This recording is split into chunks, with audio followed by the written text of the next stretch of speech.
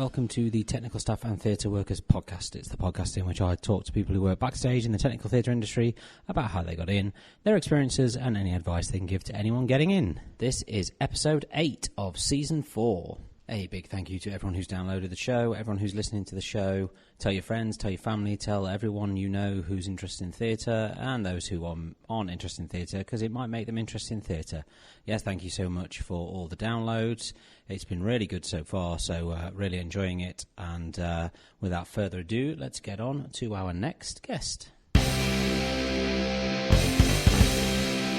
I'm here with my guest at this time. If you'd like to introduce yourself and tell me what your current job title is. Hello, my name is Tristan Franken, and I'm currently touring as Head of Automation on the Book of Mormon UK tour. Excellent. And how did you get into theatre? I started when I was around 17, when I was in high school, and I kind of didn't know what I wanted to do. So there was an open day in like a local, like a college school. It works a little bit different, but let's just call it college school for now. And I went for the open day and just kind of was like, oh, to be fair, this looks really, really fun.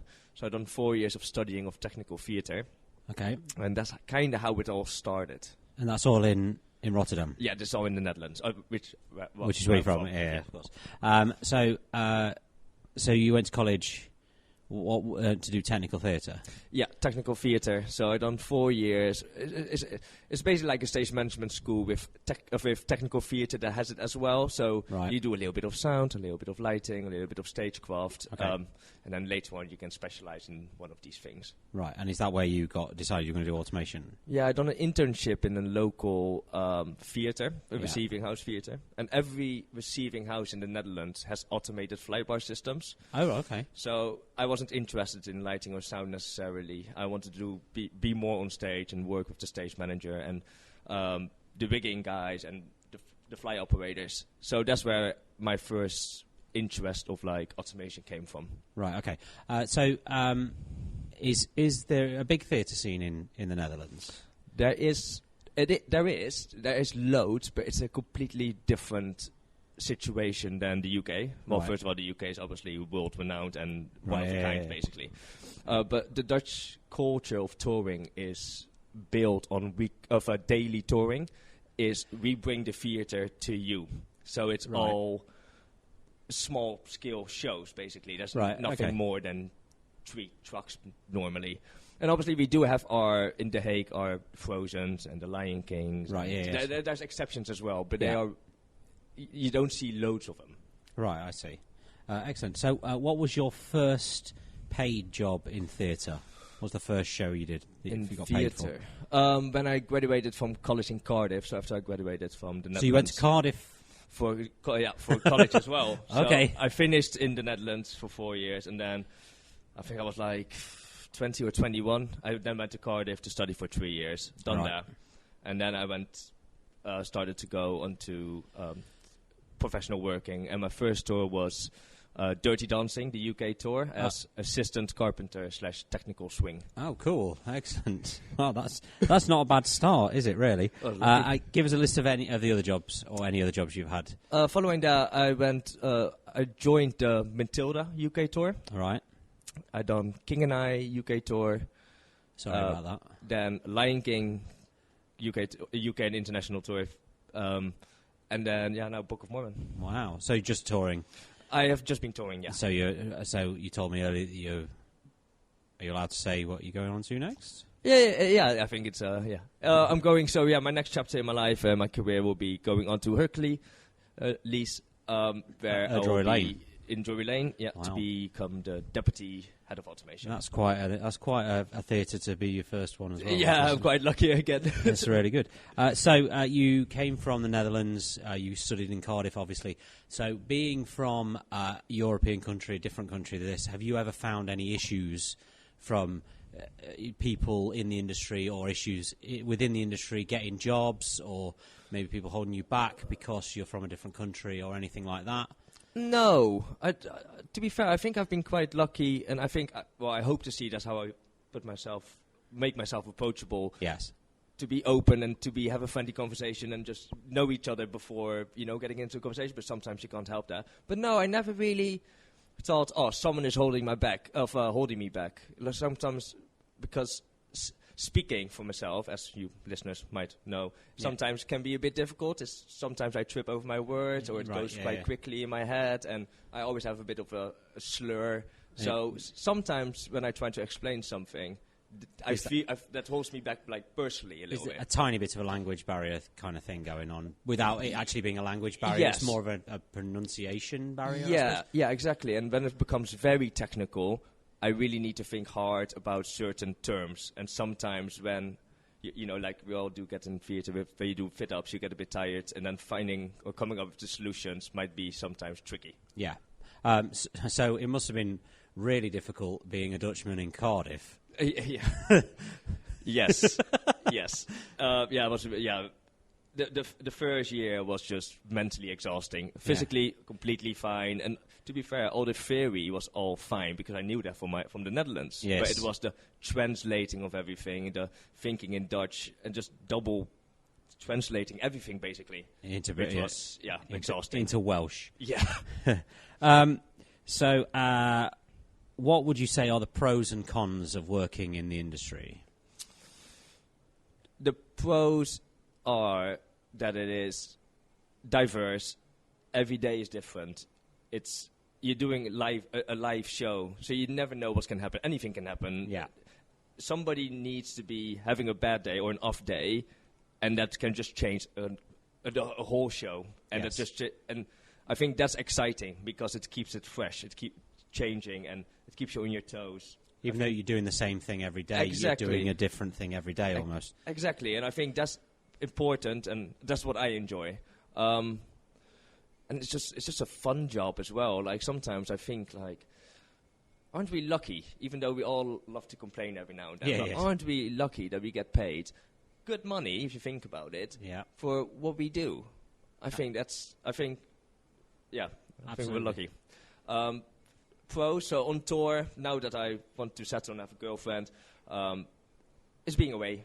Like, yes, if you're very different, isn't it? When you're single to when you're attached. Exactly. It's very different. So that's a challenge I personally have at the moment. But before that, loved being on tour. Again, another pro, loved seeing the UK, especially as a foreigner, and just exploring the whole British lifestyle, which is amazing.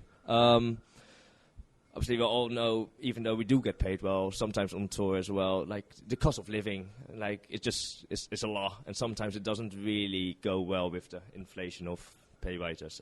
Yes. But that's a bigger fish, and I don't really want to talk about money too much. But that's fine.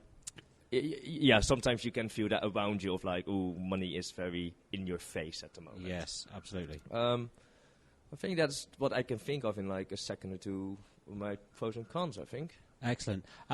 Quite interestingly, though, the cons, I think, are different. Well, you're going to come into London and be sitting in one place for a while. So the cons, I think, will change because when you're on tour... Yeah. Sorry, when you're in London, the cons are generally the hours. Yeah. The hours are unsociable hours. Yeah. You know, you don't see family, you don't see friends because you're working. On tour, because you're all in the same place... you're in a bubble. It's almost like...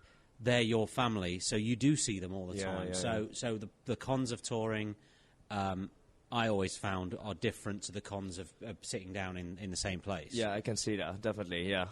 I can definitely see that because when I was on tour, you always do, after the show, go for a drink because you're not going home to your family or whatever. You're together, and to be fair, I'm a big fan of it. Is like to have a decompress with your colleagues and with your friends, and just sit down and have a chat about, I don't know, something completely different. So I agree. That's the other thing, is touring actually, I think, teaches you a little bit that when you walk out that stage door at the end of the night, your job stays in the building. Yeah. And then you just become, for want of a better phrase, normal people. Yeah. And you go out for a drink and you have a chat and you do whatever. Yeah. And then you walk through the stage door the next day and then your job starts again. Whereas sometimes when you're not on tour, when you are here, sometimes you can go home after work and it's still on your mind, something that's happened, and kind of work doesn't stay at work. And so I always like that about touring, is that work stayed at work. You didn't have to go out and talk shop constantly. Yeah. To be fair, that's something I haven't experienced in the West End, and that lifestyle, which is also something I'm very excited for. Because I can always say, to be fair, I said it in the past, like, I never want to go to London, and I don't want to be in the West End and be stuck in a venue for 10 years. But it's like, well, to be fair, I haven't even tried it. Oh, yeah. So, maybe we should do this again over 2 years, and I'll give you the outcome. Yeah, I'll see what your pros and cons are then. Excellent. So what would you say is a common misconception of somebody trying to get in the industry? So if somebody new is trying to get into the industry, what do they think it is that it isn't? It's a tough question, this one.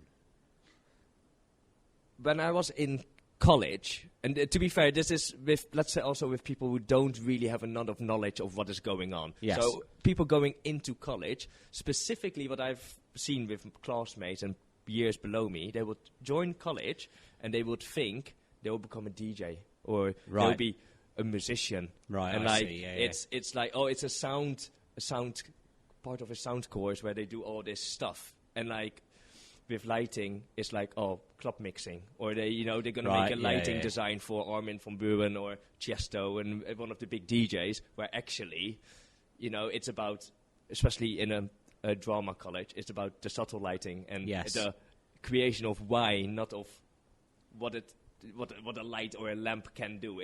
I think maybe that's what it is. It's a lot about equipment and not about the creativity, what's happening on stage and getting the cogs in your head actually working. Right, that's interesting. Interesting answer. I like that one. Thank you. What advice could you give to anybody who's trying to get into the industry? Especially coming from the Netherlands and then via Cardiff. What I would be ambitious, be willing to learn from everyone and anyone, be open for feedback, even if it sometimes might come over as negative.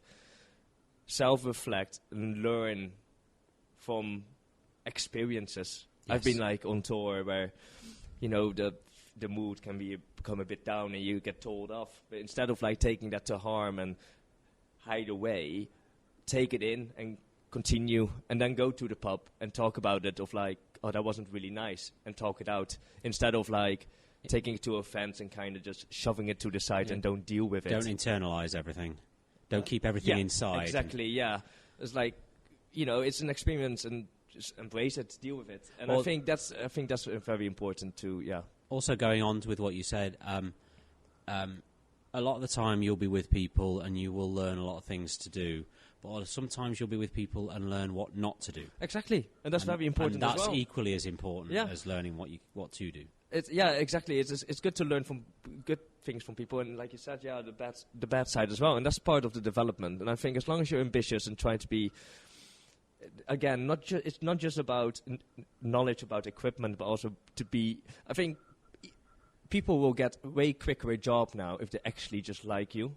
Yes. Doesn't really matter if you know what frequencies a mic can't handle. It's like A lot of people say it's not what you know, it's who you know. Yeah, and it's obviously there's a very important place for that as well. Yes, of course. There is.